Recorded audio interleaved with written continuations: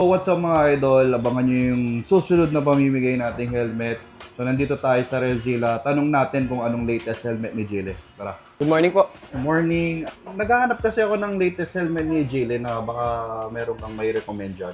Meron kami dito sir, eto. Litera. Pwede ko ba siyang i-check, sir? Pwede po. Okay.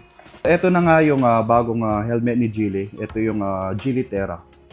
By the looks of it, napaka premium ng datingan ni Jille. So alam naman natin lahat, yung mga nilabas na helmet ni Jille is hindi basta-basta. So nagkaroon tayo ng chance para i-check natin, i-flex ko sa inyo kung ano yung features. At bumili kayo ng ganito, ito na yung makukuha yung lens. And of course, meron siyang spare na clear lens. I-flex natin yung kanyang mga ventilation. Meron siyang top ventilation, ito, dito. Dalawa. And then, sa kanyang chin ventilation, saraduhan. And then, may kasama siyang spoiler. At the same time, yung kanyang back ventilation. Ito yon. Ito nga pala, yung Jille Terra is modular na to mga idol. Hindi ka na mag-worry kung sanay ka sa naka-open face helmet, pwede to. And kung sanay ka mag-full face, either which, pwede to. Dual visor din siya.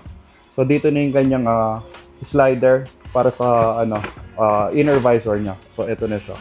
Okay? Binili nito, may kasamang keychain. Okay? So yung foam niya, nandun naman yung comfort. And masasabi ko is very premium yung kanyang foam. Naka-quick release na rin siya. Ito.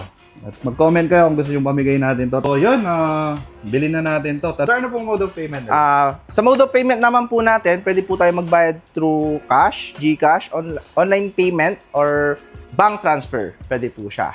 We also offer installment via home credit. Ma'am, ano po yung requirements natin pag installment? Isang valid ID po, personal, email, and number po. Yun lang po, pwede nang mag-avail. Yes po. Ayun. Thank you, ma'am.